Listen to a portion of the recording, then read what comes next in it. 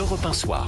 19h, 21h, Rudy Saada. Ce soir, 84% des Français vont faire la fête pour célébrer le passage à la nouvelle année. C'est en tout cas ce que révèle le rapport annuel de l'association Prévention Routière. Il a été publié hier. Il est consacré au comportement des Français face à l'alcool et à la conduite pour le réveillon donc 2025. Mais ce que révèle cette étude, c'est qu'aussi un quart des Français pensent déjà avoir vu une personne reprendre le volant avec un taux d'alcool trop élevé lors de cette soirée du réveillon. Important donc de répéter des messages de prévention et de décrypter ce phénomène. Et pour ce faire, nous sommes en présence de nos débatteurs de la première heure. Antonin André, rédacteur en chef du service politique du JDD. Bonsoir. Bonsoir Rudy. Et Michel Fayad, spécialiste du Proche-Orient et enseignant. Bonsoir Michel. Et puis avec nous en ligne notre invitée de 19h15, Sophie Satin, qui est directrice générale et porte-parole de l'association Prévention Routière. Bonsoir. Bonsoir.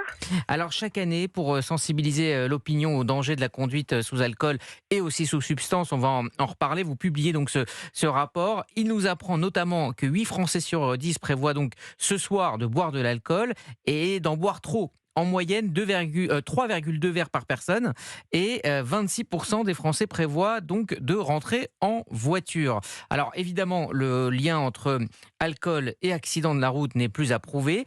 Comment vous pouvez expliquer qu'en 2025, tant d'automobilistes, c'est-à-dire donc un quart des personnes interrogées, prennent le volant ivres ou sous substance ? Alors en fait, c'est un Français sur 2 qui ont déclaré qu'ils seront concernés par la question de l'alcool et de la conduite ce soir, soit pour eux, soit pour leur entourage. Et le but de la campagne qu'on mène là, et les quelques minutes, quelques heures qui nous restent là avant le début du réveillon, elles sont consacrées à anticiper son retour de soirée. Ça progresse, mais il reste encore à combattre des idées reçues. C'est vrai qu'il y a encore des Français qui pensent que rouler lentement ou prendre des petites routes sont des solutions pour lutter contre le risque alcool et conduite. Alors effectivement, l'étude révèle aussi un manque de connaissances sur les effets de l'alcool. La moitié des Français ignorent par exemple le temps nécessaire pour éliminer un verre d'alcool. Oui, alors c'est vrai qu'il y a un point, vous dites que les Français ne savent pas comment ça se fait. Il y a une ignorance en effet qui persiste sur le temps d'élimination d'un verre d'alcool. Il faut 1 à 2 heures pour éliminer un verre d'alcool. Et quand on dit un verre d'alcool, on parle d'une dose bar. Et c'est là où c'est aussi un peu complexe, c'est qu'en fait, les verres qu'on se sert à la maison, ils sont souvent plus généreux. On a un atelier de sensibilisation à l'association Prévention Routière qu'on déploie partout en France régulièrement pour sensibiliser les Français, où on leur demande de se servir un verre ou de nous servir un verre comme ils le serviraient à la maison avec de l'eau colorée. Et quand ils servent un spiritueux, par exemple, ou un verre de vin, on se rend compte quand on verse dans un verre doseur qu'en fait on s'est servi 2 voire 3 verres. Et donc de bonne foi les gens pensent s'être servi un verre et avoir bu un seul verre et en fait ils ont déjà bu 2 à 3 doses d'alcool. Alors il y a effectivement une conscience des dégâts que peuvent occasionner la prise de le fait de prendre le volant et d'avoir consommé de l'alcool, mais vous dites dans votre étude que près de 70% des sondés proposent des solutions qui ne sont pas les bonnes pour rentrer, alors qu'il faudrait peut-être tout simplement rester sur place. Vous disiez tout à l'heure que certains disent qu'il faut emprunter des petites routes, rouler lentement, et tout ça ce sont des fausses bonnes idées. Oui, alors sur les 50, la moitié des Français qui vont être concernés par la question de l'alcool et de la conduite ce soir, on leur a posé la question, finalement, est-ce que vous allez prendre une solution pour remédier à ça ? Et en effet, il y en a 68% qui nous disent qu'ils vont choisir une solution qui, pour nous, ne semble pas adaptée. C'est quoi ? C'est attendre. Mais on vient de voir que la moitié des Français ne savaient pas combien de temps il fallait pour éliminer un verre d'alcool. Et puis en plus, les verres qu'on se sert parfois sont un peu plus généreux. Et puis en effet, ils persistent. Alors même si ça diminue, ils persistent le fait de dire je vais emprunter des petites routes ou je vais rouler lentement. Alors quels sont les bons conseils que vous pouvez nous donner ? Alors il nous reste quelques minutes et en effet, j'ai envie de dire que les bons conseils, c'est la première des choses, c'est de dormir sur place. On accueille ses invités à rester après la soirée ou bien on dort sur place. Enfin, voilà, on s'organise pour dormir sur place. On désigne en début de soirée, donc là maintenant tout de suite, on choisit celui qui ne boira pas et qui nous ramènera à bon port, c'est le SAM, c'est le capitaine de soirée. Ça, il est encore temps de le choisir. Et puis, on peut aussi tout de suite choisir via des applications ou sur Internet un taxi, un VTC, où il y a les transports en commun pour ceux qui peuvent en bénéficier, qui sont gratuits toute la nuit, voire même il y a des associations et il y a des dispositifs de covoiturage qui permettent le soir du réveillon de ramener toute la nuit les gens qui ne seraient pas aptes à conduire. Alors l'alcool est un problème, mais il y a désormais un nouveau fléau, celui du protoxyde d'azote. Selon une étude de Vinci Autoroute qui a été publiée il y a moins d'un mois, 10% des 16-24 ans estiment qu'en consommer au volant n'est pas dangereux, ne pose pas de problème. Alors le délégué général de 40 millions de consommateurs, Pierre Chasseret, lui a fait le test. Il a consommé du protoxyde avant d'entrer dans un simulateur de conduite. Et donc écoutez, il raconte son expérience au micro d'Europe 1. Distance de frais, les temps de réaction multipliés par 3. Donc c'est pas anodin, avec des doses minimes. Notre champ de vision totalement rétracté, comme quelqu'un qui est totalement alcoolisé, on ne fixe qu'un seul point.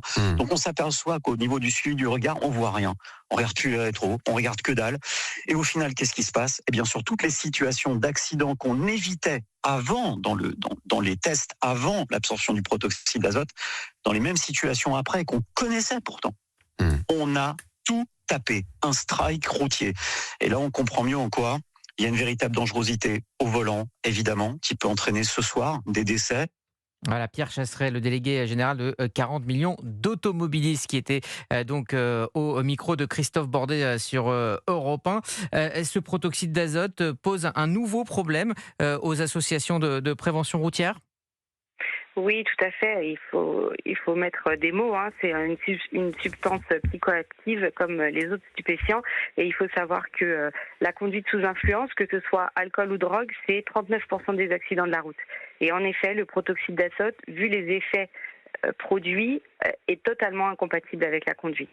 Antonin André. Oui, à ce propos, Laurent Nunez, le ministre de l'Intérieur, prévoit dans une loi qui va arriver au mois de janvier de rendre délictuelle la consommation de protoxyde d'azote et notamment la vente, la cession et même la possession pour des usages détournés, de façon à accéder à une demande qui est assez prégnante aujourd'hui et notamment des familles de victimes, parce qu'il y a eu beaucoup d'accidents liés au protoxyde d'azote, pour faire en sorte qu'on puisse lutter efficacement, parce qu'aujourd'hui le problème c'est qu'on n'a pas forcément les outils juridiques pour lutter contre la consommation de protoxyde d'azote au volant.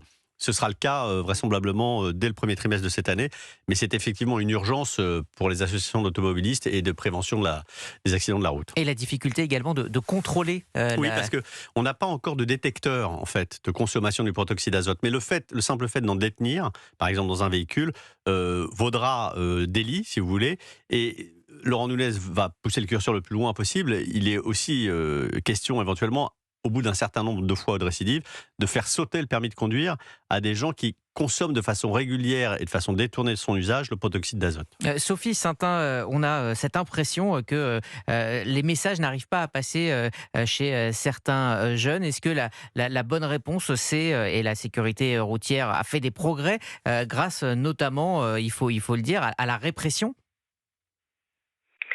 C'est un alliage, il faut pouvoir expliquer. La prévention, c'est expliquer, répéter, année après année, génération après génération. Et il faut aussi un cadre, et vous venez de le rappeler, a priori, l'État travaille à un cadre légal et répressif pour cette substance, parce qu'en effet, il faut bien rappeler que c'est totalement incompatible avec la conduite et très dangereux. Merci Sophie Satin. Je rappelle que vous êtes directrice générale et porte-parole de l'association Prévention Routière, et c'était évidemment important de vous avoir ce soir. On ne le dira jamais assez, soyez prudents, buvez avec une extrême modération, et puis si ce n'est pas le cas, eh bien dormez sur place où vous le pouvez pour que cette fête ce soir ne se transforme pas en drame. Merci à vous de nous avoir parlé et bon réveillon à vous.